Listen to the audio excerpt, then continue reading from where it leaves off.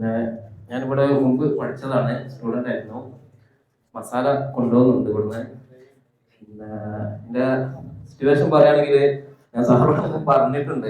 ഗൾഫിൽ പോയ സമയത്ത് ഒരു സാമ്പാർ വെച്ച അവസ്ഥ സാറിന് ഓർമ്മ ഉണ്ടാകും തോന്നുന്നുണ്ട്.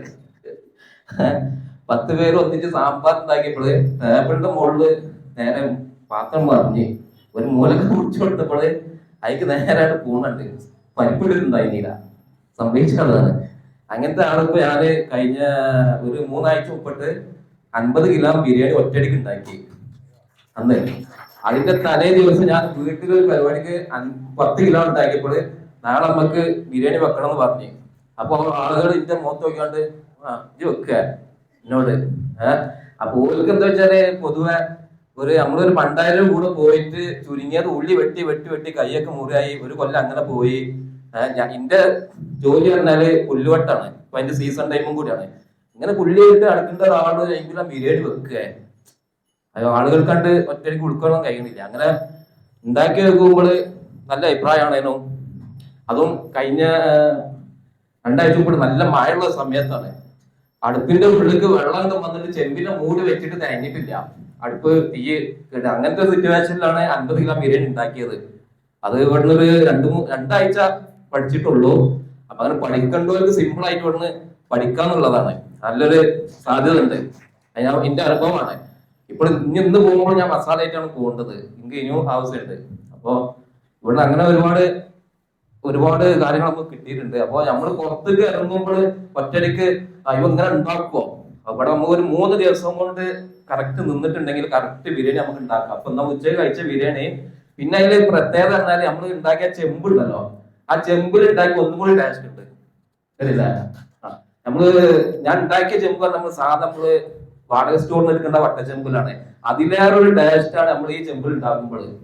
അത് മാറ്റണ്ടായി. മറ്റേണ്ടാകുമ്പോ ടേസ്റ്റ് ഇല്ലാന്നല്ല പറയേണ്ടത്, ഒന്നും കൂടി ഉഷാറായിട്ട് ഈ ചെമ്പില് ഉണ്ടാകാൻ കഴിയുന്നുണ്ട്. നമുക്ക് പണി കുറഞ്ഞു കിട്ടുന്നുണ്ട്. ഷോപ്പ് നോക്കുന്നുണ്ടോ? ഞാൻ ഇന്ന് വന്ന് കാര്യമായിട്ട് എന്താ വെച്ചാല് പിന്നെ ഷോപ്പിന്റെ ക്ലാസ് ആണെന്നില്ല. ഞാൻ ഇത് ഒരു 6 മാസം മുമ്പ് ക്ലാസ് ഉണ്ടായപ്പോ അറ്റൻഡ് ചെയ്തിട്ടുണ്ട്. പിന്നെ സാറെ എപ്പോഴും കോണ്ടാക്ട് ചെയ്യുന്നുണ്ട്. ഒരു 4 ദിവസം മുമ്പിട്ട് ഒരു മെസ്സേജ് അയച്ചിരുന്നേ, ഇവിടെ തുടർന്നിട്ട് ഫോട്ടോ കാണിച്ചിട്ടുണ്ട്, ഏതാ നല്ലത് ചോദിച്ചുകൊണ്ട്. അതിന് എനിക്ക് ഇഷ്ടപ്പെട്ട മോഡൽ ഞാൻ ഓക്കെ അടിച്ചു കൊടുത്ത് സാറിന്. അപ്പൊ നമ്മളിപ്പോഴും കോണ്ടാക്ട് ചെയ്യുന്നുണ്ട്. പിന്നെ നമ്മള് സ്നേഹിതൻ ചങ്കട്ടിക്കല് മിംസ് ഹോസ്പിറ്റലിൽ ഇപ്പോ നല്ല രീതിയിൽ വർക്ക് ചെയ്ത് കൊണ്ടിട്ടുണ്ട്. അവിടെ പോയങ്ങൾക്ക് അവന്റെ അവസ്ഥകൾ അറിയാം. ഹോസ്പിറ്റലിൽ ക്യാൻറ്റീനിൽ അവൻ ചെയ്തുകൊണ്ടിട്ടുണ്ട്. പിന്നെ കാര്യമായിട്ട് വന്നത് തന്നെ ബ്രാഞ്ചേഴ്സിനെ കുറിച്ച് അറിയാമെന്നുള്ളതാണ്. ഇൻഷാല്ലാ സാറിനായിട്ട് ഇനി ബന്ധപ്പെടുന്നുണ്ട്. അതിലെന്തെങ്കിലും ഒരു മാറ്റം വരുത്തണം എന്നുള്ള ഇതിൽ നമുക്ക് ചെയ്യണം. പിന്നെ ഞാൻ പഠിച്ച അന്നത്തെ ഒരു സിറ്റുവേഷൻ അല്ല, ഓരോ ദിവസം അപ്ഡേറ്റ് ആയിക്കൊണ്ടിരിക്കുകയാണ്. ഇപ്പൊ ഞാൻ കഴിഞ്ഞൊരു 6 മാസം മുമ്പ് ഇവിടെ ഇതുപോലെ 1 ഡേ ക്ലാസ് പങ്കെടുത്തിട്ട് അതിലേറെ എന്തൊക്കെയോ പുതിയ ഐറ്റംസ് ഇതാണ് നമുക്ക് ഇന്ന് പഠിപ്പിച്ചു തന്നിട്ടുള്ളത്. അന്നത്തെ ഒരു വർത്താനൊന്നും പറഞ്ഞിട്ടില്ല. അന്ന് ഞാൻ ഇതൊക്കെ നോട്ട് ചെയ്തിട്ടുണ്ട്. അതിലേറെ കുറെ അറിവുകൾ ഇന്ന് നമുക്ക് കിട്ടിയിട്ടുണ്ട്. അന്ന് ഈ ബ്രാഞ്ചേഴ്സിന്റെ ക്ലാസ് എടുത്തിട്ടുണ്ടായിരുന്നില്ല. അപ്പോ ഓരോ ദിവസം മുന്നോട്ടോളം ഇങ്ങനെ അപ്ഡേറ്റ് ആയിട്ട് നമുക്ക് പുതിയ പുതിയ അറിവുകൾ തരുന്നുണ്ട്. അത് നമ്മളൊരു നന്മക്ക് വേണ്ടിയിട്ടാണ്, നമ്മൾ അതിനനുസരിച്ച് ഉപയോഗപ്പെടുത്തുക. ഓക്കെ, അസ്സലാമു അലൈക്കും.